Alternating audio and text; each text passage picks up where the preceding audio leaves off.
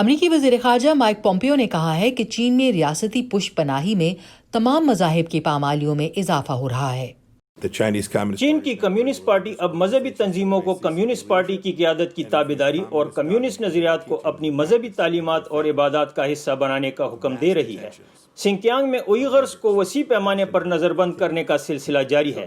اسی طرح بدھ مت کے ماننے والوں اور تبتی باشندوں، فیلن گونگ اور مسیحیوں پر جبر کیا جا رہا ہے۔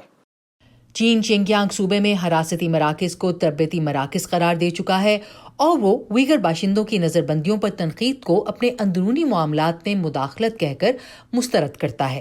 بدھ کے روز امریکی محکمہ خارجہ کی سن 2019 کے لیے مذہبی آزادیوں پر جاری ہونے والی رپورٹ ایک ایسے وقت پر سامنے آئی ہے جب پوری دنیا امریکہ بھر میں نسلی امتیاز اور پولیس کی بربریت پر ہونے والے بڑے بڑے احتجاجی مظاہروں کو دیکھ رہی ہے۔ جب مائک پومپیو سے پوچھا گیا کہ وہ کس اخلاقی اختیار سے دوسرے ممالک پر تنقید کر رہے ہیں تو جواب میں ان کا کہنا تھا کہ چین کے برخلاف امریکہ ناانصافیوں سے فوراً نبٹتا ہے۔ جب کچھ ایسا دردناک اور ناگوار واقعہ رونما ہوتا ہے جیسا جارج فلائیڈ کے ساتھ ہوا تو حکومت اس پر اقدامات اٹھاتی ہے۔ ہم نے دیکھا کہ مقامی سطح پر قانون نافذ کرنے والوں اور ہمارے محکمہ انصاف دونوں نے فوری صورتحال پر اقدامات اٹھائے۔ رپورٹ میں نائجیریا کی صورتحال پر تشویش کا خاص اظہار کیا گیا ہے، جہاں داعش اور بوکو حرام کی دہشت گرد تنظیمیں مسلمانوں اور مسیحیوں دونوں پر حملے کر رہی ہیں۔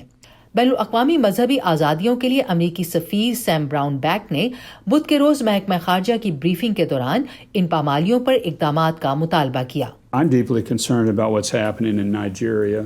جو کچھ نائجیریا میں ہو رہا ہے مجھے اس پر گہری تشویش ہے، کیونکہ وہاں تشدد اور قتل و غارت گری میں تیزی پر حکومت کی جانب سے مؤثر رد عمل نہیں دیا جا رہا۔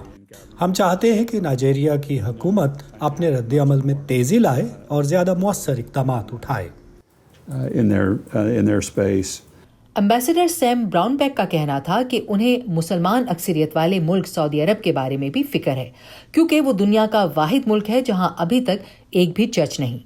سنڈی شین کے ساتھ عائشہ خالد، وائس آف امریکہ۔